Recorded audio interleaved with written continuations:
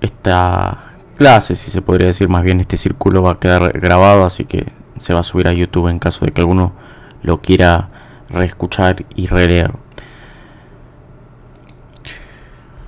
Bueno, empiezo. ¿Por qué vienes a esta hora, Critón? ¿No es pronto todavía? En efecto, es muy pronto. ¿Qué hora es exactamente? Comienza a amanecer. Me extraña que el guardián de la prisión haya querido atenderte. Ella, amigo mío, Sócrates, de tanto venir aquí. Además ha recibido de mí alguna gratificación. ¿Has venido ahora o hace tiempo? Hace ya bastante tiempo. ¿Y cómo no me has despertado enseguida? Y te has quedado sentado ahí al lado en silencio. Esperen que ahí solicita unirse. Bueno, ¿cómo seguir? ¿Y cómo no me has despertado enseguida y te has quedado sentado ahí al lado, en silencio? No, por Zeus, Sócrates, en esta situación tampoco habría querido yo mismo estar en tal desvelo y sufrimiento. Pero hace rato que me admiro viendo que suavemente duermes, y a intención no te desperté para que pasaras el tiempo lo más agradablemente. Muchas veces ya antes durante toda tu vida. Te consideré feliz por tu carácter, pero mucho más en la presente desgracia, al ver qué fácil y apaciblemente la llevas. Ciertamente, Critón, no sería oportuno irritarme a mi edad, si debo ya morir. Critón, también otros de tus años, Sócrates, se encuentran metidos en estas circunstancias, pero su edad no les libra en nada de irritarse con su suerte presente. Así es, pero ¿por qué has venido tan temprano? Para traerte, Sócrates, una noticia dolorosa y agobiante. No para ti, según veo, pero ciertamente dolorosa y agobiante para mí y para todos tus amigos, y que para mí, según veo, va a ser muy difícil de soportar. ¿Cuál es la noticia? ¿Acaso has llegado ya desde Delos, el barco a cuya llegada debo yo morir? No, no ha llegado aún, pero me parece que de Sunio, que han dejado el barco allí. Según estos mensajeros, es seguro que estará aquí hoy y será necesario, Sócrates, que mañana acabes tu vida. Bueno, les leo las aclaraciones porque es importante. Todos los años se enviaba una procesión a Delos, que es una ciudad, en recuerdo de la victoria de Teseo. Teseo es un personaje que iba a influir mucho en la República de Platón y en otros diálogos, sobre el Minotauro, victoria que liberó a Atenas del tributo humano que debía pagar a Minos. Desde que la nave salía hasta su regreso, no se podía ejecutar ninguna sentencia de muerte. El cabo Sunio se halla en el vértice sur de Ática. A partir de ahí los barcos navegaban sin perder de vista la costa. No ha llegado aún, pero me parece que estará aquí, por lo que anuncian personas venidas de Sunio, que es un lugar donde partían y navegaban los barcos, como acabo de decir, que han dejado el barco allí. Según estos mensajeros, es seguro que estará aquí hoy y será necesario, Sócrates, que mañana acabes tu vida. Pues, buena suerte, Critón. Sea así, si así es agradable a los dioses. Sin embargo, no creo que el barco esté aquí hoy. ¿De dónde conjeturas eso? Voy a decírtelo. Yo debo morir al día siguiente de que el barco llegue. Así dicen los encargados de estos asuntos. Entonces, no creo que llegue el día que está empezando, sino el siguiente. Me fundo en cierto sueño que he tenido hace poco. Esta noche, probablemente ha sido muy oportuno que no me despertaras. ¿Cuál era el sueño? Me pareció que una mujer bella, de buen aspecto, que llevaba blancos vestidos, se acercó a mí, me llamó y me dijo: Sócrates, al tercer día llegarás a la fértil Tía. Extraño es el sueño, Sócrates. En todo caso, muy claro, según yo creo, Critón. Demasiado claro, según parece. Pero, queriendo Sócrates, todavía en este momento hazme caso y sálvate. Para mí, si tú mueres, no será una sola desgracia, sino que aparte de verme privado de un amigo como jamás encontraré otro, muchos que no nos conocen bien a ti y a mí creerán que, habiendo podido yo salvarte si hubiera querido gastar dinero, te he abandonado. Y en verdad, ¿hay reputación más vergonzosa que la de parecer que se tiene en más al dinero que a los amigos? Porque la mayoría no llegará a convencerse de que tú mismo no quisiste salir de aquí, aunque nosotros nos esforzábamos en ello. Bueno, esto es lo que yo un poco les comentaba al principio, ¿no? Que se le da la posibilidad a Sócrates de poder irse gracias a Critón, pero él decide declinar ante esto, ¿no? Y esto también me recuerda, porque esto entrelaza mucho el tema de la libertad, de la responsabilidad, sobre todo también el libre albedrío, ¿no?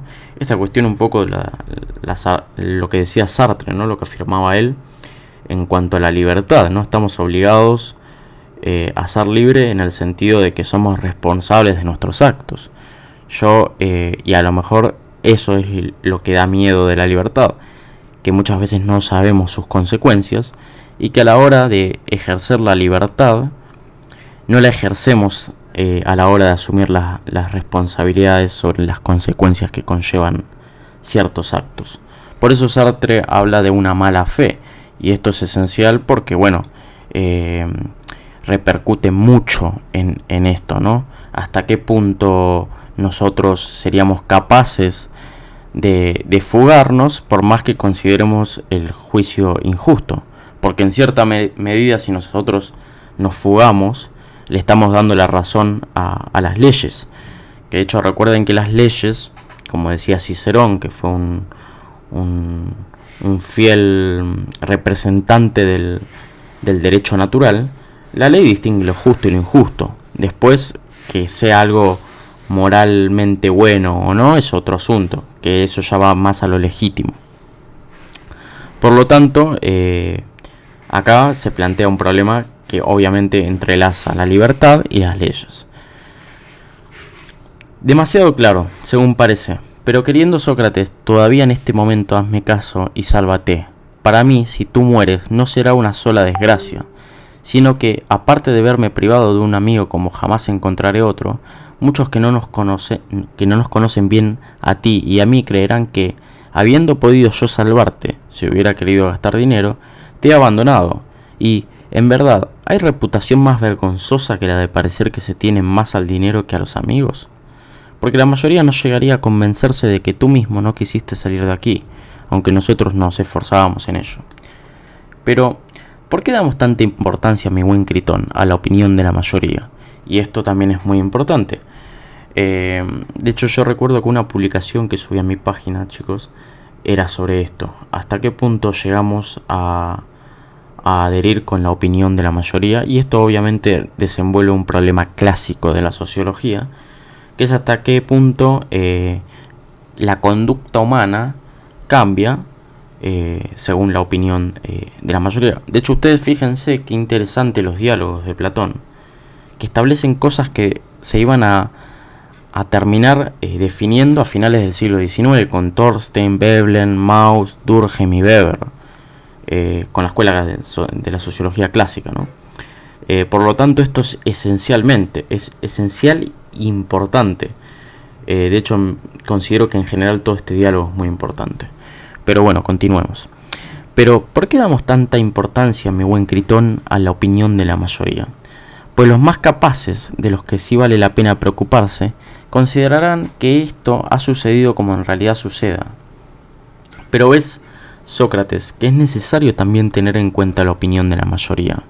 Esto mismo que ahora está sucediendo deja ver, claramente, que la mayoría es capaz de producir no los males más pequeños, sino precisamente los mayores, si alguien ha incurrido en su odio.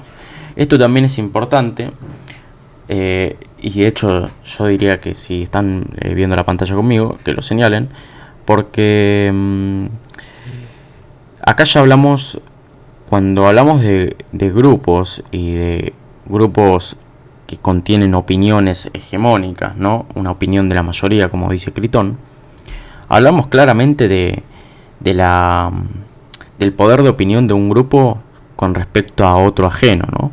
Y esto desenvuelve y cae también en un problema que fue abordado por Foucault muchísimo, que es el problema entre cómo ejerce una relación entre el saber y el poder. Foucault justamente dice en la arqueología del saber y en las palabras y las cosas, entre otros textos, que el saber es lo que un grupo de gente comparte y define como verdad. A partir de esa categoría de verdad, a partir de lo que definen como verdad, podemos establecer una distinción entre lo malo y lo bueno. Porque aquello que es lo verdadero es lo bueno, y aquello que contradice a aquello es lo malo.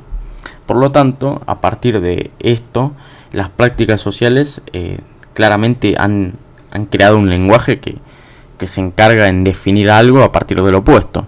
Y así se crean justamente las relaciones de poder, según Foucault.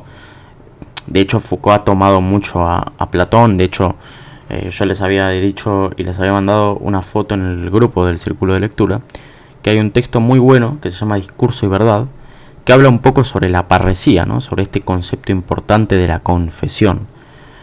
Pero bueno, eso como para analizar también desde una perspectiva Foucaultiana un poco la opinión de la mayoría, que después también lo podemos analizar obviamente desde Gramsci, con la cuestión de la hegemonía cultural y la intención por parte de ciertas culturas de imponer una opinión sobre otras. Pero bueno, eso ya es otro asunto y no quiero desenvolverme tanto porque si no se haría muy largo esto. Bueno, sigo. Pero ves, Sócrates, que es necesario también tener en cuenta la opinión de la mayoría. Esto mismo que ahora está sucediendo deja ver claramente que la mayoría es capaz de producir no los males de más pequeños, sino precisamente los mayores, porque justamente acá hay un resultado lógico, ¿no? Al ser una opinión de la mayoría, el resultado claramente no va a ser menor, va a ser mayor. Por tanto, los males no van a ser pequeños, sino van a ser mayores, como dice Critón. Ojalá, Critón, que los más fueran capaces de hacer los males mayores para que fueran también capaces de hacer los mayores bienes. Esto sería bueno. La realidad es que no son capaces ni de lo uno ni de lo otro, pues, no siendo tampoco capaces de hacer a alguien sensato ni insensato, hacen lo que la casualidad les ofrece. Bien, aceptemos que es así. ¿Acaso no te estás tú preocupando de que a mí y a los otros amigos, si tú sales de aquí, no nos creen dificultades los psicofantes? Y acá lo claro, los psicofantes eran denunciantes profesionales, generalmente cobraban del interesado en denunciar, que no deseaba hacerlo por sí mismo. Eran conocidos y temidos por las personas honradas que siempre podían verse envueltas en una denuncia falsa. Bueno, esto también es algo que hoy en día pasa, ¿no? Las denuncias falsas. Por algo, acá Critón habla, ¿no? Bien de esto, de que claramente a Sócrates le podrían haber hecho una denuncia falsa. De hecho, yo creo que lo había aclarado en el anterior círculo de lectura, cuando leímos la apología de Sócrates, que en realidad Sócrates, cuando una vez muerto, dice Diógenes Laercio, que fue tal el sentimiento de culpa que sintieron los ciudadanos atenienses, que se dice que mataron a Meleto, que fue quien culpó a Sócrates de corromper, entre otros tantos, ¿no? De corromper a la juventud. Bien, aceptemos que es así. ¿Acaso no te estás tú preocupando que a mí y a los otros amigos, si tú sales de aquí, no nos creen dificultades los psicofantes? Por eso si él sale de ahí, obviamente van a surgir denuncias falsas por parte de este grupo que son los psicofantes.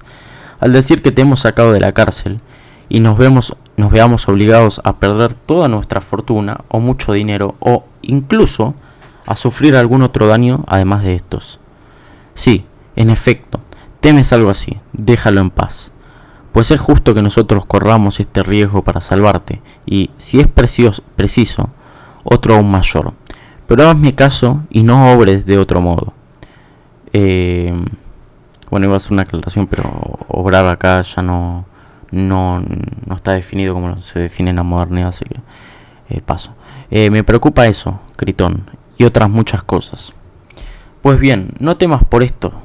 Ciertamente, tampoco es mucho el dinero que quieren recibir algunos para salvarte y sacarte de aquí. Además, ¿no ves qué baratos están estos psicofantes y que no sería necesario gastar en ellos mucho dinero? Claro, porque sí. Acá, ¿qué es lo que pasa? Critón le está diciendo a Sócrates que bien, en caso de recibir una denuncia falsa, es necesario, no sería necesario más bien gastar dinero en los psicofantes en caso de que ciertos grupos reciban dinero por salvarlo y sacarlo de ahí. Está a tu disposición mi fortuna, que será suficiente, según creo. Además, si te preocupas por mí y crees que no debes gastarlo más, están aquí algunos extranjeros dispuestos a gastar su dinero. Uno ha traído, incluso, el suficiente para ello. Simias. Simias y Cebes eran tébanos. En su ciudad habían sido discípulos del pitagórico Filólogo. Después, en Atenas, fueron ambos discípulos de Sócrates. A los dos les hace Platón interlocutores de Sócrates en el Fedón. Que el Fedón es un diálogo que versa y trata más que nada sobre la muerte. Sobre los últimos momentos de Sócrates, que es muy bueno. Después está el Fedro, que muchos lo confunden con el Fedón, pero bueno, el Fedro ya es otro asunto. Si bien el primer dialogante con Sócrates es Simias. Me preocupa eso, Critón, y otras muchas cosas. Pues bien, no temas por esta. Ciertamente tampoco es mucho el dinero que quieren recibir algunos para salvarte y sacarte de aquí. Además, ¿no ves qué baratos están estos psicofantes y que no sería necesario gastar en ellos mucho dinero? Está a tu disposición mi fortuna, que será suficiente, según creo. Además, si te preocupas por mí y crees que no debes gastar lo mío, están aquí algunos extranjeros dispuestos a gastar su dinero. Uno ha traído, incluso, el suficiente para ello. Simias, de Tebas. Están dispuestos también Cebes y otros muchos. De esta manera que, como digo, por temor, además, a esto no vaciles en salvarte, y que tampoco sea para ti dificultad lo que dijiste en el tribunal, que si salías de Atenas no sabrías cómo valerte.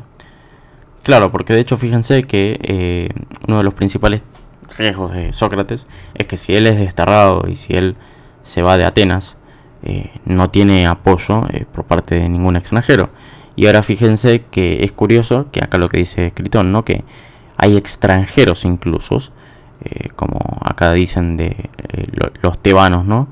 Que ofrecen dinero por salvar a Sócrates, y que no les sería difícil darle un buen lugar para vivir, ¿no?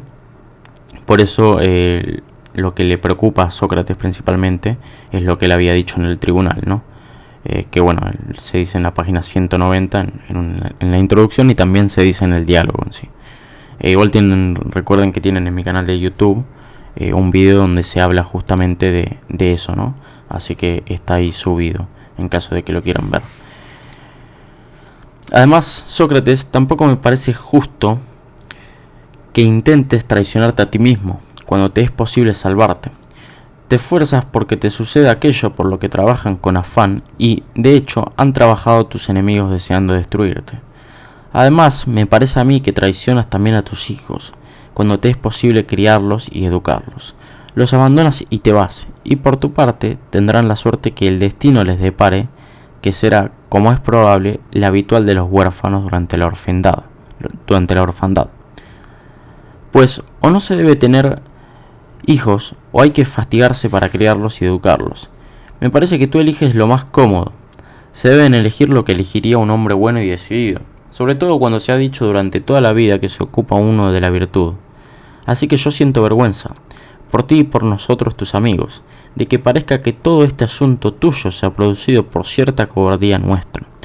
La instrucción del proceso para el tribunal, siendo posible evitar el proceso, el mismo desarrollo del juicio tal como sucedió, y finalmente esto como desenlace ridículo del asunto, y que parezca que nosotros nos hemos quedado al margen de la cuestión por incapacidad y cobardía, así como que no te hemos salvado ni tú te has salvado a ti mismo cuando era realizable y posible, por pequeña que fuera nuestra ayuda. Pero toma una decisión, por más que ni siquiera es esta la hora de decidir, sino la de tener lo decidido. No hay más que una decisión. En efecto, la próxima noche tiene que estar todo realizado. Si esperamos más, ya no es posible ni realizable. En todo caso, déjate persuadir y no obres de otro modo.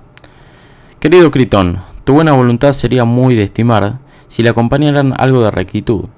Si no, cuanto más intensa, tanto más penosa. Así pues, es necesario que reflexionemos si esto debe hacerse o no. Porque yo, no solo ahora sino siempre, soy de condición de no prestar atención a ninguna otra cosa que el razonamiento que, al reflexionar, me parece el mejor. Los argumentos que yo he dicho en tiempo anterior no los puedo desmentir ahora porque me ha tocado esta suerte. Más bien me parecen ahora, en conjunto, de igual valor y respeto, y doy mucha importancia a los mismos argumentos de antes. Si no somos capaces de decidir nada mejor en el momento presente, Sabe bien que no voy a estar de acuerdo contigo ni aunque la fuerza de la mayoría nos asuste como niños, con más espantajos que los de ahora, que nos envía a prisiones, muertes y privaciones de bienes. Esto también es importantísimo, porque Platón, una de las cosas que dice y que trata de definir de la filosofía, es que la filosofía es para la muerte. Por lo tanto, se ve representado en este diálogo, también en el de la apología de Sócrates, que no hay temor por la muerte. Sócrates no le teme a la muerte. De hecho, si le tuviera miedo, probablemente hubiera evitado tomar la cicuta, cuya cosa no hizo, obviamente, y la tomó. Y es algo que también incluso llega hasta Heidegger, muchísimo tiempo después, a principios del siglo XX, que justamente dice que la filosofía es para la muerte y que el ser es para la muerte. Por lo tanto, esto es importantísimo, ¿no? Porque habla de lo necesario que es pensar en la muerte y sobre todo también en la justicia, ¿no? Pero bueno, continúo. Los argumentos que yo he dicho en el tiempo anterior no los puedo desmentir ahora porque me ha tocado esta suerte. Más bien me parecen ahora en conjunto de igual valor y respeto. Y doy mucha importancia a los mismos argumentos de antes. Si no somos capaces de decir nada mejor en el momento presente, sabe bien que no voy a estar de acuerdo contigo, ni aunque la fuerza de la mayoría nos asuste como niños con más espantajos que los de ahora que nos envía prisiones, muertes y privaciones de bienes. Esto habla incluso del coraje que tiene Sócrates, ¿no? Al no arrodillarse ante la muerte, porque si no le tiene miedo al poder y la opinión de la mayoría, si no le tiene miedo más bien a la muerte, mucho menos le va a temer a la opinión de la mayoría. Por ende, de cierta manera ya él le da lo mismo, sino que más bien cuando él se le ofrecen salir de ahí, él decide declinarse, porque sería darle la razón a una justicia que él cree que es injusta. ¿Cómo podríamos examinar esto adecuadamente? Veamos, por lo pronto, si recogemos la idea que tú expresabas acerca de las opiniones de los hombres, a saber, si hemos tenido razón o no al decir que deben tenerse en cuenta unas opiniones y otras no.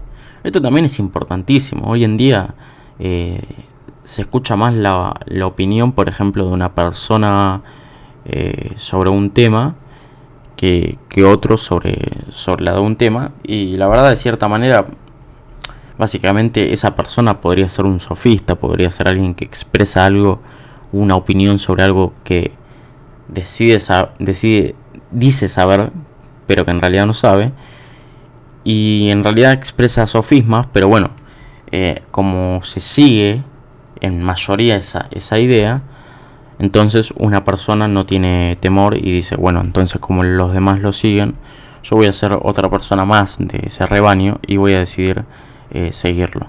Por lo tanto, esto es bien importante, ¿no? Veamos, por lo pronto, si recogemos la idea que tú expresabas acerca de las opiniones de los hombres, a saber, si hemos tenido razón o no al decir siempre que deben tenerse en cuenta unas opiniones y otras no, o es que antes de que yo debiera morir estaba bien dicho, y en cambio ahora es evidente que lo decíamos sin fundamento, por necesidad de la expresión, pero solo era un juego infantil y pura charlatanería. Yo deseo, Critón, examinar contigo si esta idea me parece diferente en algo, cuando me encuentro en esta situación, o me parece la misma, y según el caso, si la vamos a abandonar o la vamos a seguir. Según creo, los hombres, cuyo juicio tienen interés, dicen siempre, como yo decía ahora, que entre las opiniones que los hombres manifiestan deben estimarse mucho algunas y otras no. Por los dioses, Critón, ¿no te parece que esto está bien dicho? En efecto, tú, en la medida que la prevención humana estás libre de ir a morir mañana, y la presente desgracia no va a extraviar tu juicio. Examínalo. ¿No te parece que está bien decir que no se deben estimar todas las opiniones de los hombres, sino unas sí y otras no, y las de unos hombres sí y las de otros no? ¿Qué dices tú? ¿No está bien decir esto? Está bien. ¿Se debe estimar las valiosas y no estimar las malas? Sí. ¿Son valiosas las opiniones de los hombres juiciosos y malas las de los hombres de poco juicio? ¿Cómo no? Veamos en qué sentido decíamos tales cosas. Un hombre que se dedica a la gimnasia, al ejercitarla, ¿tiene en cuenta la alabanza, la censura y la opinión de cualquier persona, o la de una sola persona, la del médico o el entrenador? La de una sola persona. Luego debe temer las censuras y recibir con agrado los elogios de aquella sola persona, no los de la mayoría. Es evidente. Así pues, ha de obrar, ejercitarse, comer y beber según la opinión de ese solo, del que está a su cargo y entiende, y no según la de todos los otros juntos. Así es. Bien, pero si no hace caso a ese hombre y desprecia su opinión y sus elogios, y en cambio estima las palabras de la mayoría, que nada entiende, ¿es que no sufrirá algún daño? ¿Cómo no? ¿Qué daño es este? ¿Hacia dónde tiende y a qué parte del que no hace caso? Es evidente que al cuerpo, en efecto, lo arruina. Está bien, lo mismo pasa con las otras cosas, Critón, a fin de no repasarlas todas. También respecto a lo justo y lo injusto, lo feo y lo bello, lo bueno y lo malo, sobre lo que ahora tratan nuestra deliberación. ¿Acaso deberíamos nosotros seguir la opinión de la mayoría y temerla, o la de uno solo que entienda, si lo hay, al cual hay que respetar y temer más que a todos los otros juntos? Si no seguimos a este, dañaremos y maltrataremos a aquello que se mejora con lo justo y se destruye con lo injusto. ¿No es así esto? Así lo pienso, Sócrates. Bien, si lo que se hace mejor por medio de lo sano y se daña por medio de lo enfermo, lo arruinamos por hacer caso a la opinión de los que no entienden, ¿acaso podríamos vivir al estar eso arruinado? Se trata del cuerpo, ¿no es así? Sí. ¿Acaso podemos vivir con un cuerpo miserable y arruinado? De ningún modo. Pero, ¿podemos vivir acaso estando dañado aquello con lo que se arruina lo injusto y se ayuda a lo justo? Consideremos que es de menor valor que el cuerpo, la parte de nosotros, sea la que más fuere, en cuyo entorno está en la injusticia y la justicia. De ningún modo. Ciertamente es más estimable, mucho más. Luego, querido amigo, no debemos preocuparnos mucho de lo que nos vaya a decir la mayoría, sino de lo que diga el que entiende sobre las cosas justas e injustas, aunque sea uno solo, y de lo que la verdad misma diga. Así que, en primer término, no fue acertada tu propuesta de que debemos preocuparnos de la opinión de la mayoría acerca de lo justo, lo bello y lo bueno y sus contrarios. Pero podríamos decir a alguien que los más son capaces de condenarnos a muerte. Es evidente que podríamos decirlo, Sócrates. Esto es esencial también porque justamente habla del poder que tiene la mayoría sobre uno. De tal manera que obviamente muchas veces nos vemos coaccionados a cambiar de opinión porque justamente no corresponde a lo que está establecido socialmente. Es por eso que en parte Weber, cuando habla de los hechos sociales, habla de que hay tres características que distinguen, que más bien corresponden a los hechos sociales, que son externos, es decir, que están fuera de la persona, que son coercitivos, es decir, que dañan a la persona, y que son colectivos. Y esto es exactamente el ejemplo, ¿no? Hay obviamente un colectivo de personas, una mayoría, que ejerce una presión sobre la otra persona para que cambie su visión sobre lo bello, lo bueno, lo justo y sus contrarios. Porque además es externo también y tiende a modificar nuestra conducta humana. No por ello, eso que está socialmente aceptado es bueno. Recordemos que la apartheid fue legal, que la esclavitud fue legal. Bueno, un montón de cosas fueron legales y no son sinónimos o condición sine qua non de que sea algo bueno. Por lo tanto, eso es esencial porque habla de que justamente la opinión hegemónica siempre suele ser oprimir y suprimir la opinión individual de uno, ¿no? Porque de hecho vivimos en una sociedad en la cual justamente, aunque no nos guste o no, tenemos que adecuarnos a normas y no nos tenemos que apegar tanto a nuestras inclinaciones. Por lo tanto, al vivir en sociedad, respectivamente, nos vamos a ver siempre coaccionados por la opinión de las otras personas. Aunque bueno, justamente en cierta medida la sociología, como decía un poco portantiero, nace para conservar ciertamente los problemas que tenía hasta ese momento Estados Unidos e Inglaterra, y para conservar el capitalismo, aunque es una tesis muy criticable. Siguiendo, tienes razón, pero mi buen amigo, este razonamiento que hemos recorrido de cabo a cabo me parece a mí que es aún el mismo de siempre. Examina, además, si también permanece firme aún para nosotros, o no permanece el razonamiento de que no hay que considerar lo más importante el vivir, sino el vivir bien. Esto es importante porque, de hecho, si mal no recuerdo, cuando Aristóteles habla justamente de la vida contemplativa y cuando Arendt habla un poco de la vida activa, siempre la persona tiene que contemplar y tiene como fin el vivir bien, ¿no? Justamente por el hecho de ser un animal racional y vivir en sociedad, siempre tenemos que adecuarnos a las normas y vivir honradamente y vivir bien. Además de que Aristóteles, por ejemplo, enfatizó mucho en la amistad, que es algo que de cierta manera, parafraseando a Spinoza, perfecciona en nuestro espíritu, porque de cierta manera produce felicidad estar rodeado de aquellas personas que a uno le hacen bien. Que distinto es amistad de compañerismo, ¿no? Cabe aclarar. Sí permanece.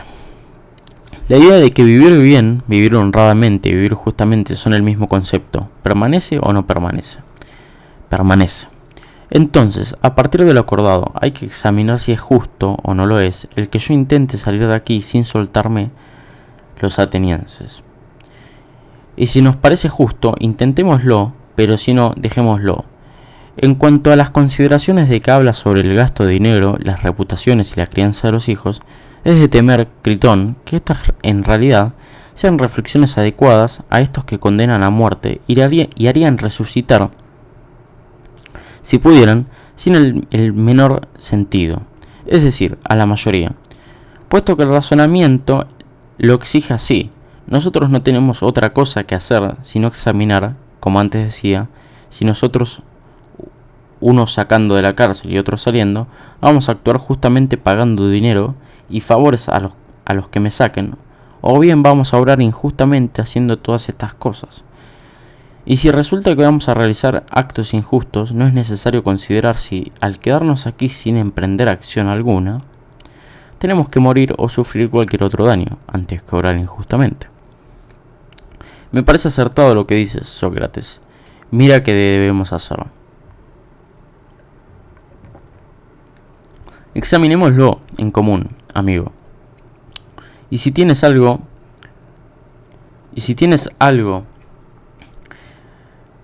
que objetar mientras yo hablo, objetalo y yo te haré caso. Pero si no, mi buen Critón, deja ya de decirme una y otra vez la misma frase, que tengo que salir de aquí contra la voluntad de los atenienses, porque yo doy mucha importancia a tomar esta decisión tras haberte persuadido y no contra tu voluntad. Mira si te parece que está bien planteada la base del razonamiento e intenta responder a lo que yo pregunte lo que tú creas más exactamente. Lo intentaré. Afirmamos que en ningún caso hay que hacer el mal voluntariamente, o que en unos casos sí y en otros no, o bien que de ningún modo es bueno y honrado hacer el mal, tal como hemos convenido muchas veces anteriormente.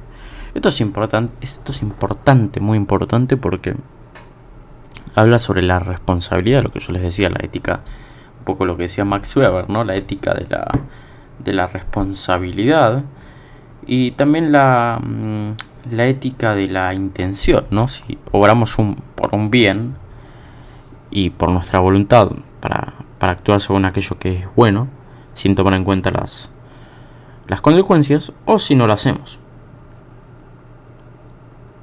Esto es muy importante porque, por ejemplo, Sartre, cuando habla de la libertad, ¿no? Habla en cierta manera de la importancia de realizar actos, ¿no? Estos actos son aquellos que van definiendo la esencia de la persona. Recordemos que según Spinoza, la causa de sí de uno es aquello cuya esencia implica la existencia. Por lo tanto, esto es bien importante porque habla justamente de la voluntad de tomar acciones, que pueden ser buenas o no, obviamente. La acción, por ejemplo, y esto lo argumenta Kierkegaard, ¿no? La acción, el salto de fe de Adán al comer de la manzana, no fue algo bueno, fue un pecado de hecho. Pero ese salto de fe es el que generó que la libertad en cierta manera es peligrosa, porque podemos generar acciones sin tomar en cuenta o sin tomar los parámetros de que pueda ser algo bueno, puede ser un pecado y sin embargo actuamos según ello. Por lo tanto hay que analizar más sistemáticamente esto y es importante. Así que Sartre es en general muy recomendado. A mí no me gusta tanto su noción de libertad, pero es importante aún así. Así que bueno, continuando. Lo intentaré. Afirmamos que en ningún caso hay que hacer el mal voluntariamente, o que en unos casos sí y en otros no, o bien que de ningún modo es bueno y honrado hacer el mal, tal como hemos convenido muchas veces anteriormente. Eso es también lo que acabamos de decir. Y esto, lo que decía antes, y vuelvo a decirlo, de ciertamente es lo que decía un poco Kierkegaard, ¿no? Porque hay un vértigo de la libertad, ¿no? El hombre está parado en una cima y, por ejemplo, tiene la libertad de decidir si se arroja de ese precipicio o de ese vértigo. Si se arroja, eso desencadenaría en una mala acción. Pero si se abstiene, eso sería una buena acción. Por lo tanto, pueden ser buenas acciones o malas acciones las que repercuten en nuestra libertad. Por lo tanto, es importante analizar a Kierkegaard y analizar también a Sartre, ¿no? Así que bueno, continuemos ahora sí. Eso es también lo que acabamos de decir. ¿Acaso todas nuestras ideas comunes de antes se han desvanecido en estos pocos días y desde hace tiempo, Critón, hombres ya viejos, dialogamos unos con otros seriamente sin darnos cuenta de que nada nos distinguimos de los niños? O más bien, es totalmente como nosotros decíamos entonces, lo afirmé o lo niegue la mayoría, y aunque tengamos que sufrir cosas aún más poderosas que las presentes, o bien más agradables, cometer injusticia no es, en todo caso, malo y vergonzoso para el que la comete.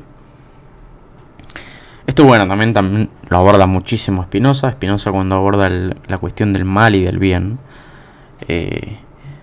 aborda esta medida, esto de que en muchos casos imperfecciona el espíritu humano y el cuerpo humano, por lo tanto disminuye la potencia de obrar, o obra, por lo tanto aumenta la potencia de obrar, ¿no? Siempre hay que tener en cuenta que esto puede ser algo, nosotros podemos actuar según una causa adecuada o según una causa inadecuada. Por lo tanto, siempre, y esto es mi recomendación desde una visión filosófica, siempre tenemos que no tener inclinaciones hacia el egoísmo o hacia el despotismo, como decía un poco Kant, ¿no? Siempre hay que trascender en un sentido de guiarnos según la virtud del bien, ¿no? Por lo tanto, es esencial. Así que bueno, ahora sí continúo. Disculpen que esté pausando de vez en cuando, pero bueno, estas ideas me parecen esenciales. Ya casi vamos a llegar a una hora, así que bueno, voy a ir terminando, porque nada, nos falta mucho para terminar el diálogo. ¿Acaso todas nuestras ideas comunes Bueno, lo afirmamos. Ahí es donde lo dejamos. Lo afirmamos, dice Critón. Luego, de ningún modo se debe cometer injusticia, sin duda. Por lo tanto, tampoco si se recibe injusticia se debe responder con la injusticia. Esto es bien importante porque habla un poco de la ley del talión, ¿no? Esto es algo que yo recuerdo, que lo leí, lo estudié, lo analicé. Se estudia también en Derecho, pero bueno, en Filosofía uno lo puede leer si quiere. Hay libros que hablan sobre esto, que es sobre lo de ojo por ojo, diente por diente, ¿no? Yo no estoy a favor de esto. Es como adecuarnos a como si fuera una ley de Newton, ¿no? Como si fuera la ley de Newton, acción y reacción. La acción genera tal impacto en el otro cuerpo que el cuerpo reacciona de igual manera, opuesta, con la misma intensidad. Por tanto, tampoco si se recibe injusticia se debe responder con la injusticia, como cree la mayoría, puesto que de ningún modo se debe cometer injusticia. Es evidente. ¿Se debe hacer el mal, Critón, o no? De ningún modo se debe, Sócrates. ¿Y responder con el mal cuando se recibe mal es justo, como afirma la mayoría, o es injusto? De ningún modo es justo. Esto es esencial también, porque Critón acá nos apega a la mayoría, no dice que, bueno, por más que la mayoría lo diga, es justo. No. Tenemos que actuar según nuestra virtud. Esto es lo que, también un poco lo que desenvuelve el problema que tiene Rousseau, ¿no? Rousseau, cuando habla de un poco del egoísmo del ser humano, y más bien que es corrompido, habla de que es corrompido justamente por una sociedad, por la propiedad privada, en ese paso del estado intermedio perfecto, y el estado primitivo del ser humano al estado en sociedad, al estado en civilización. De ningún modo justo. Luego, no se debe responder con la injusticia ni hacer el mal a ningún hombre, cualquiera que sea el daño que se reciba de él. Procura, Critón, no aceptar esto contra tu opinión. Si lo aceptas, yo sé, ciertamente, que esto no lo admiten y lo admitirán unas pocas personas. No es posible una determinación común para los que han formado su opinión de esta manera y para los que mantienen lo contrario, sino que es necesario que se desprecien unos a otros cuando ven la determinación de la otra parte.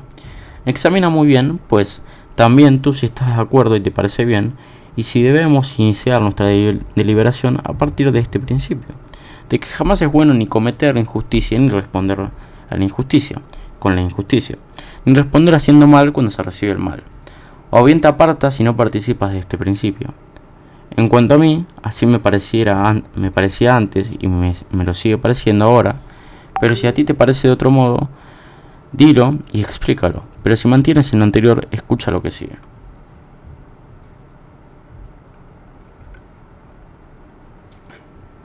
Estaba tomando. Me mantengo y también me parece a mí. Continúa. Digo lo siguiente, más bien pregunto, ¿las cosas que se ha convencido con alguien que son justas, hay que hacerlos o hay que darles una salida falsa? Hay que hacerlas. A partir de esto reflexiona, si nosotros nos vamos de aquí sin haber persuadido a la ciudad, ¿hacemos daño a alguien y precisamente a quien menos se debe o no? ¿Nos mantenemos en lo que hemos acordado que es justo o no?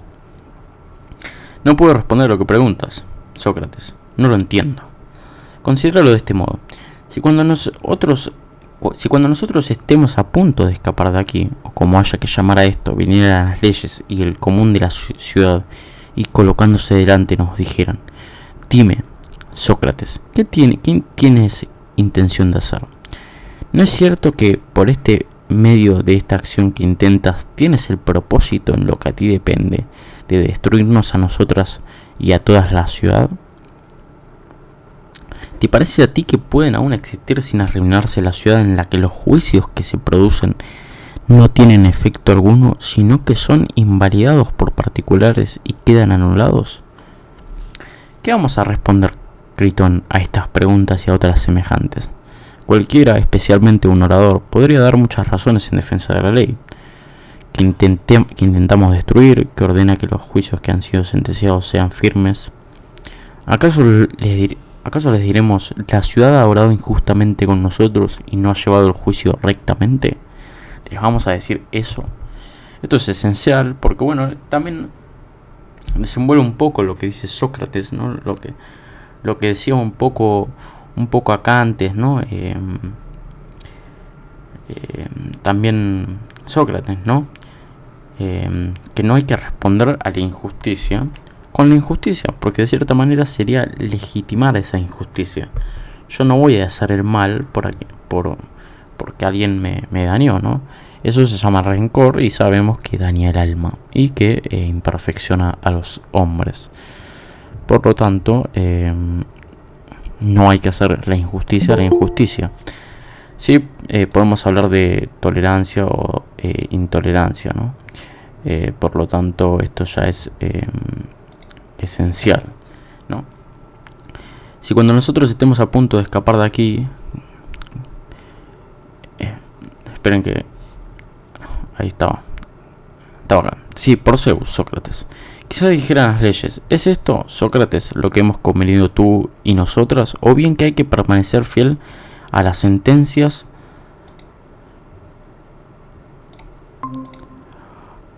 ¿O bien que hay que permanecer fiel a las sentencias que dicte la ciudad? Si nos extrañáramos de sus palabras, quizá dijeran, Sócrates, no te extrañes de lo que decimos. Si no respondemos, puesto que tienes la costumbre de servirte de preguntas y respuestas. Veamos, ¿qué acusación tienes nosotras y contra la ciudad para intentar destruirnos? En primer lugar, no te hemos dado nosotras la vida y por medio de nosotras deposo tu padre a tu madre y te engendro. Dinos, entonces, ¿a las leyes referentes al matrimonio les censuras algo que no esté bien? No las censuro, diría yo. Entonces, a las que se refieren a la crianza del nacido y a la educación en las que te has educado. ¿Acaso las que de nosotras estaban establecidas para ellos no disponían bien ordenando a tu padre que te educara en la música y en la gimnasia? Sí disponían bien, diría yo. Después que hubiste nacido y hubiste sido criado y educado, ¿podrías decir en principio que no eras resultado de nosotras y nuestro esclavo, tú y tus ascendientes? Si esto es así, ¿acaso crees que los derechos son los mismos para ti y para nosotras, y es justo para ti responder haciéndonos, a tu vez, lo que nosotras intentamos hacerte? Ciertamente no serían iguales tus derechos respecto a tu padre y respecto a tu dueño. Si lo tuvieras, como para que respondieras haciéndoles lo que ellos te hicieran, insultando a tu vez al ser insultado, o golpeado al ser golpeado, y así sucesivamente. Te sería posible, en cambio, hacerlo con la patria y las leyes, de modo que si nos proponemos matarte, porque lo consideramos justo, por tu parte intentes, en la medida de tus fuerzas, destruirnos a nosotras, las leyes y a la patria, y afirmes que al hacerlo, obras justamente, tú, el que en verdad se preocupa de la virtud, ¿acaso eres tan sabio que te pasas inadvertido que la patria merece más honor que la madre, que el padre y que todos los antepasados, que es más venerable y más santa y que es digna de la mayor estimación entre los dioses y entre los hombres de juicio? ¿Te pasa inadvertido que hay que respetarla y obedecer ante la patria y halagarla si está irritada más aún que al padre? ¿Que hay que convencerla u obedecerla haciendo lo que ella disponga? ¿Que hay que padecer sin oponerse a ello? Si ordena padecer algo, que si ordena recibir golpes, sufrir prisión o llevarte a la guerra para ser herido o morir, hay que hacer esto porque es lo justo, y no hay que ser débil ni retroceder ni abandonar el puesto, sino que en la guerra, en el tribunal y en todas partes hay que hacer lo que en la ciudad y la patria ordene, o persuadirla de lo que es justo. Y que es impío hacer violencia a la madre y al padre, pero es mucho más aún a la patria. ¿Qué vamos a decir a esto, Critón? ¿Dicen la verdad las leyes o no? Me parece que sí. Tal vez dirían aún las leyes. Examina además, Sócrates, si es verdad que lo que nosotras decimos, que no es justo que trates de hacernos lo que ahora intentas. Esto en efecto es básicamente lo que está diciendo Sócrates, es representar la ley del talión, ¿no? El ojo por ojo, diente por diente. Si algo me es injusto, yo actúo según la injusticia, pero de cierta manera esto es una paradoja, porque si yo estoy en desacuerdo con lo injusto y actúo de manera injusta con lo injusto, entonces lo que estoy haciendo de cierta manera sería legitimar aquello injusto, dándole la razón y siendo esto justo. Es una paradoja.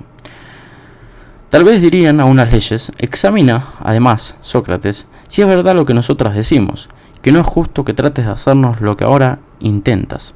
En efecto, nosotras te hemos engendrado, criado, educado y te hemos hecho partícipe, como a todos los demás ciudadanos, de todos los bienes de que éramos capaces.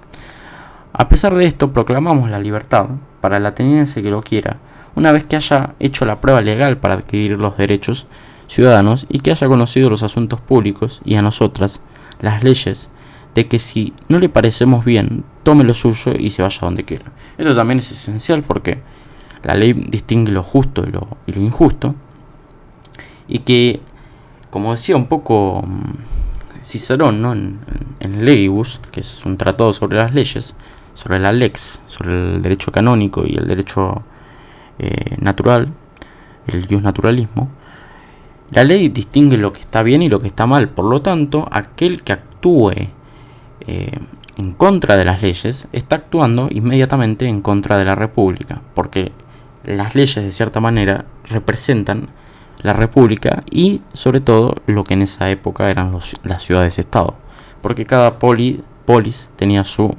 propias leyes. Por lo tanto, si vos estabas en desacuerdo con unas leyes, puedes ir a donde quieras o a cualquier otra polis, o en todo caso discutirlo en el ágora, que era la plaza para discutir sobre estas cuestiones. Ninguna de nosotras, las leyes, lo impide ni prohíbe que si alguno de vosotros quiere trasladarse a una colonia, si no le agradamos nosotras y a la ciudad, o si quiere ir a otra parte y vivir en el extranjero, que se marche a donde quiera llevándose lo suyo. El que de vosotros se quede aquí viendo de qué modo celebramos los juicios y administramos la ciudad en los demás aspectos, afirmamos que éste, de hecho, ya está de acuerdo con nosotras en que va a hacer lo que nosotras ordenamos, y decimos que el que no obedezca es 3 veces culpable, porque le hemos dado vida y no nos obedece, porque lo hemos criado y se ha comprometido a obedecernos y no nos obedece, ni procura persuadirnos si no hacemos bien alguna cosa. Esto ya de por sí es por la naturaleza propia del hombre, que va a considerar como bueno aquello que le es justo y que le permita obtener un bien, y aquello que le es injusto es aquello que justamente le impide poseer algún bien, porque esto es, en términos espinocianos de la tercera parte de la ética, de cierta manera va a reprimir la naturaleza del hombre. Ciertas afecciones, como por ejemplo, esto puede ser, por ejemplo, la injusticia, la tristeza, el odio, va a reprimir y va a destruir la naturaleza del hombre, haciendo que el hombre se incline en base al egoísmo en vez de coexistir con el resto de la sociedad, ¿no? El que de vosotros se quede aquí viendo de qué modo celebramos los juicios y administramos la ciudad en la que en los demás aspectos, afirmamos que de hecho, ya está de acuerdo con nosotras en que va a hacer lo que nosotros ordenamos, y decimos que el que no obedezca es 3 veces culpable, porque le hemos dado la vida y no nos obedece, porque lo hemos criado y se ha comprometido a obedecernos, y no nos obedece ni procura persuadirnos si no hace bien alguna cosa. Nosotras proponemos hacer lo que ordenamos y no lo imponemos violentamente, sino que permitimos una opción entre dos: persuadimos u obedecernos. El que no obedece no cumple ninguna de las dos. Decimos, Sócrates, que tú vas a quedar sujeto a estas inculpaciones, y no entre los que menos de los atenienses, sino entre los que más, si haces lo que planeas. Si entonces yo dijera, ¿por qué exactamente?, quizá me responderían con justicia diciendo que precisamente yo he aceptado este compromiso, como muy pocos atenienses dirían. Tenemos grandes pruebas, Sócrates, de que nosotras y las ciudades te parecemos bien. En efecto, de ningún modo hubieras permanecido en la ciudad, más destacadamente que todos los otros ciudadanos. Esto es esencial, acá lo aclara. Sócrates no había salido de Atenas más que en cumplimiento de sus deberes militares. Si ésta no te hubiera agradado especialmente, sin que hayas salido nunca de ella para una fiesta, excepto una vez al istmo, ni a ningún otro territorio, a no ser como soldado. Tampoco hiciste nunca, como hacen los demás, ningún viaje al extranjero, ni tuviste deseo de conocer otra ciudad y otras leyes, sino que nosotras y la ciudad éramos satisfactorias para ti. Por lo tanto, acá ya Sócrates había comprometido a actuar en base a la patria y en base a la virtud del bien supremo, que, como decía Cicerón, son las leyes, básicamente. Por lo tanto, él siempre ha sido un ciudadano recto y justo. Por lo tanto, justamente acá lo que dice es de los que más daño harían en caso de que él se vaya y se fugue de la prisión con Critón, ¿no? Tan plenamente nos elegiste y acordaste vivir como ciudadano según nuestras normas, que incluso tuviste hijos en esta ciudad, sin duda porque te encontrabas bien en ella. Aún más te hubiera sido posible durante el proceso mismo proponer para ti el destierro si lo hubieras querido, y hacer entonces con el consentimiento de la ciudad lo que ahora intentas hacer contra su voluntad. Entonces tú te jactabas de que no te irritarías si tenías que morir, y elegías, según decías, la muerte antes que el destierro. Esto es lo que yo decía antes, ¿no? La filosofía para Platón es siempre pensar en la muerte, ¿no? De hecho, lo aclara en el Fedón, lo aclara en la Apología a Sócrates, acá lo vuelve a dejar claro en Critón, así que esto es bien importante. En cambio, ahora ni respetas aquellas palabras, ni te cuidas de nosotras, las leyes, intentando destruirnos. Obras como oraría el más vil esclavo intentando escaparte en contra de los pactos y acuerdos, con arreglo a los cuales conveniste con nosotras que vivirías como ciudadano. En primer lugar, respondemos y decimos verdad al insistir en que tú has convenido vivir como ciudadano según nuestras normas con actos y no con palabras. O bien, si no es verdad, ¿qué vamos a decir a esto, Critón? ¿No es cierto que estábamos de acuerdo? Necesariamente, Sócrates. No es cierto, dirían ellas, que violas los pactos y los acuerdos con nosotras sin que los hayas convenido bajo coacción o engaño y sin estar obligado a tomar una decisión en poco tiempo, sino durante 70 años. Esto es la edad de Sócrates, que bueno, en las cuales obviamente obró según las leyes, ¿no? Por eso acá la aclaración importante, ¿no? Sigo.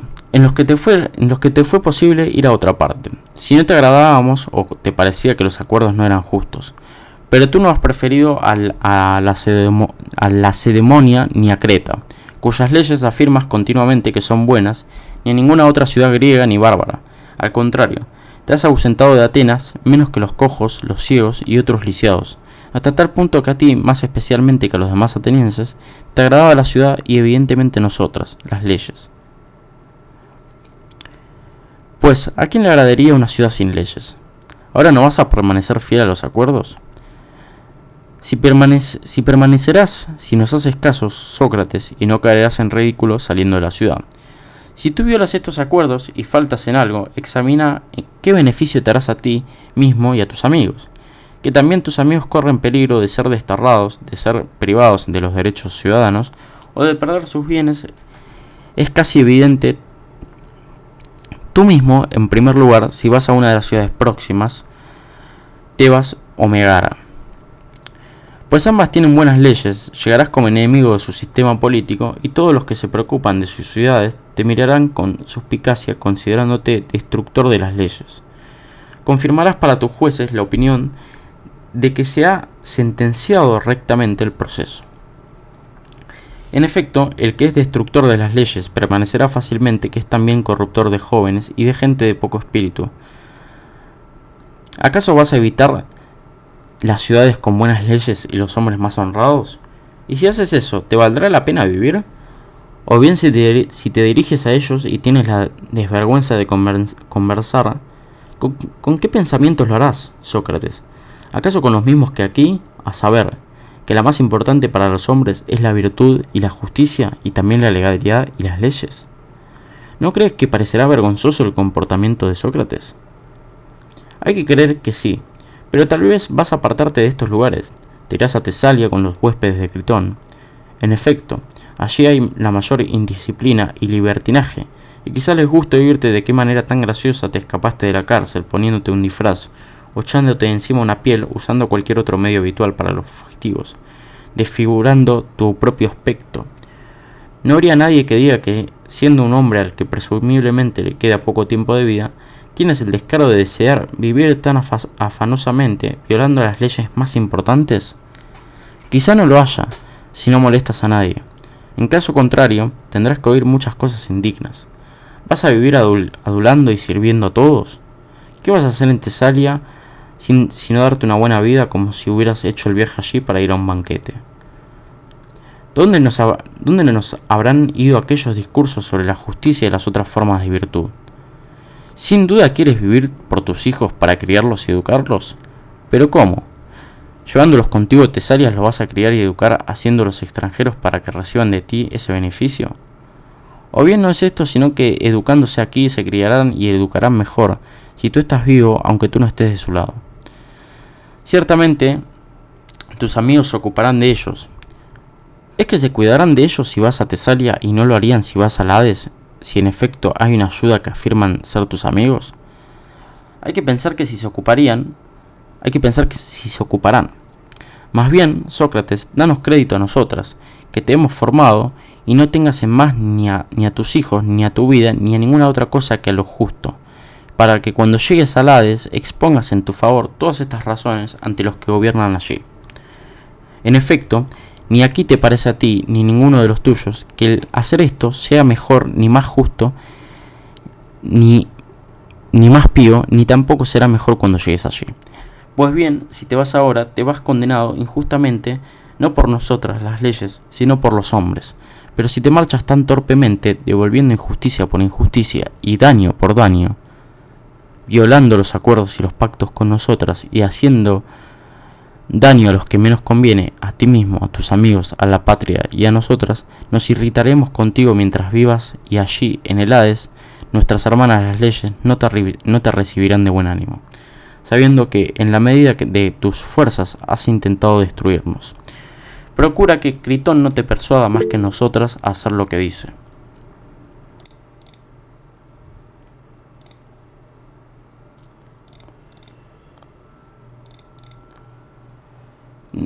Más que a nosotras hacer lo que dice. Sabe bien, mi querido amigo Critón, que es esto lo que yo creo oír, del mismo modo que los colibantes. Creen oír las flautas, y el eco mismo de estas palabras retumba en mí y hace que no puedan oír otras. Sabe que esto es lo que yo pienso ahora, y que si no hablas en contra de esto, hablarás en vano. Sin embargo, si crees que puedes conseguir algo, habla. No tengo nada que decir, Sócrates. Ea, pues, Critón, oremos en ese sentido, puesto que por ahí nos guía el Dios. Así termina el diálogo Critón, que para mí es uno de los mejores diálogos de Platón. Bueno, esto va a quedar grabado. Sé que hubo, ahora estoy yo solo, hubo bastante gente que estuvo ausente, no importa, esto va a quedar grabado. Pero sobre todo para reflexionar un poco sobre este diálogo, voy a hacer una síntesis y voy a hacer una reflexión final sobre esto, sobre este diálogo, sobre todo. Tenemos que entender que este es un diálogo extremadamente filosófico, es decir, hace una crítica a la hegemonía, a la opinión mayoritaria hoy en día, que en la sociedad juega mucho, debido a un proceso no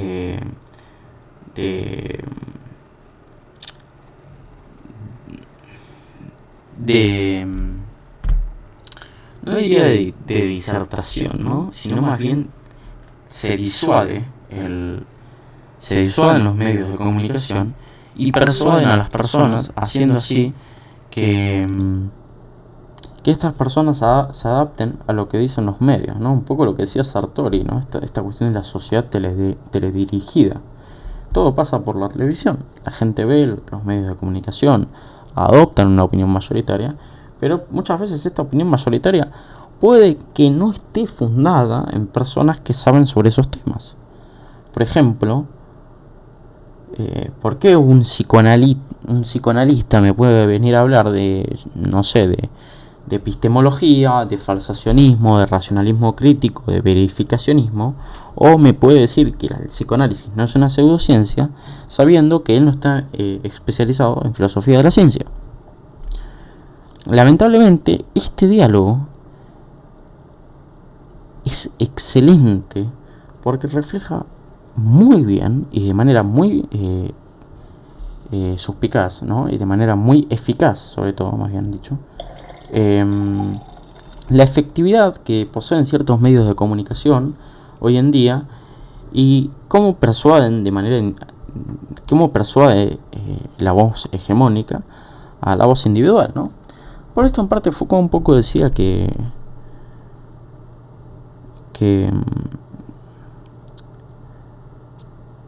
lo normal en las sociedades que se da a partir de la mayoría, como empecé diciendo al comienzo de este círculo de lectura, es subjetivo, ¿no?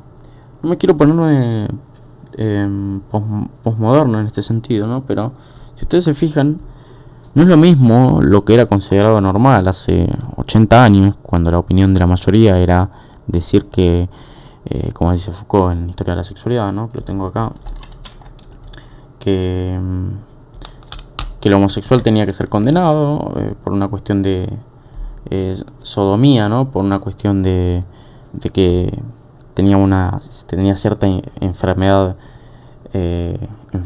mental, ¿no?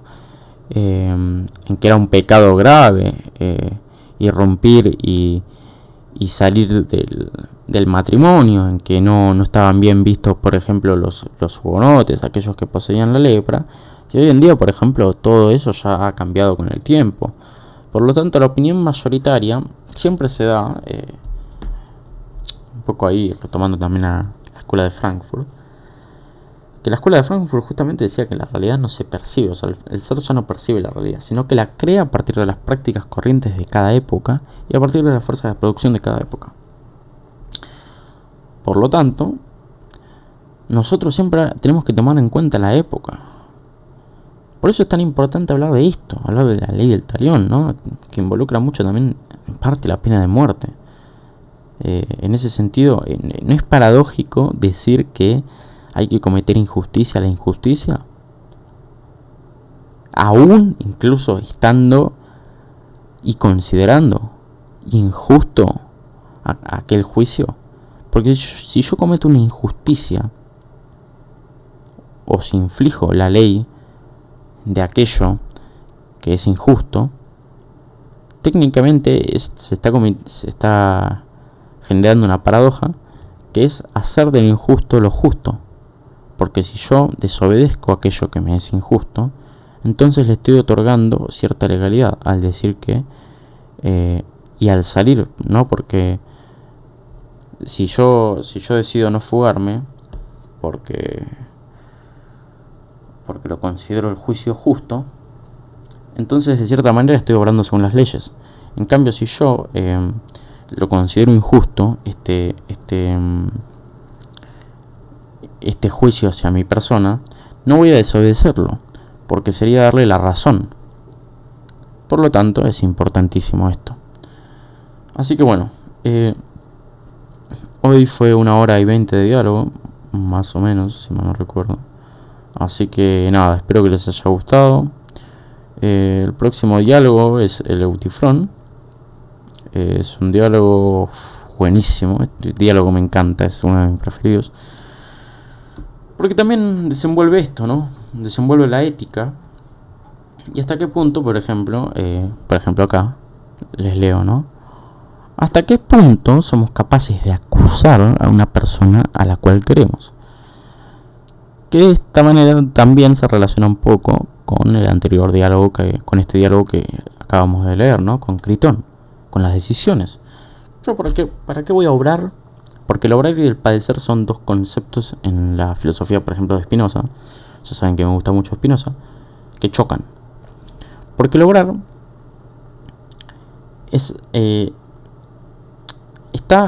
se rige en base a una causa adecuada. Es decir, el obrar es aquello que se produce fuera o dentro de nosotros, de lo cual somos causa adecuada. Por lo tanto, la causa adecuada en sí, recuerden que para Spinoza, aquellos que han leído Spinoza, que es el entendimiento del efecto de la causa en sí. Por lo tanto, yo entiendo el efecto entendiendo la causa en sí. En cambio, entendemos por padecer aquello que se produce contra nosotros y fuera de nosotros, en un sentido de que somos causa parcial, que somos causa inadecuada, porque ya no obramos, ya padecemos, por ejemplo, una enfermedad, ¿no? Por eso es tan importante, ¿no?, esta cuestión de obrar y padecer, y que, como yo les decía antes, toda decisión tiene sus consecuencias. Por eso un poco Isaiah Berlin hablaba de la libertad positiva y libertad negativa, o por ejemplo también Kierkegaard, como yo les decía antes, según Kierkegaard hay un vertido de la libertad, en el cual las personas pueden decidir, tienen la libertad de cometer buenas acciones o malas acciones, muchas veces, como decía también Sartre un poco, sin tomar en cuenta las repercusiones, porque muchas veces no sabemos las consecuencias de esas acciones y creemos que están bien. Por lo tanto, acá también me remonto un poco a Max Weber. Hay una distinción entre esta ética de la intención y esta ética de la responsabilidad. Así que nada, espero que les haya gustado, sobre todo que lo hayan disfrutado, que lo puedan ver en YouTube, que tomen apuntes y que tomen nota, porque esto es importantísimo. Y sobre todo que lean, que es de las cosas más lindas que nos puede pasar a nosotros, y sobre todo reflexionar sistemáticamente sobre estos conceptos, sobre la naturaleza humana, la verdad, que es aquello a lo cual aspira el hombre siempre, ¿no? Por ejemplo, o el bien, ¿no?, que era la vida contemplativa en Aristóteles, ¿no? Así que bueno, espero que les haya gustado y lo hayan disfrutado, y que si les gustó le dejen me gusta, que nada, vamos a estar en el próximo diálogo hablando sobre el Eutifrón. Así que así sin más, me despido y les mando un abrazo grande a todos. Hasta la próxima.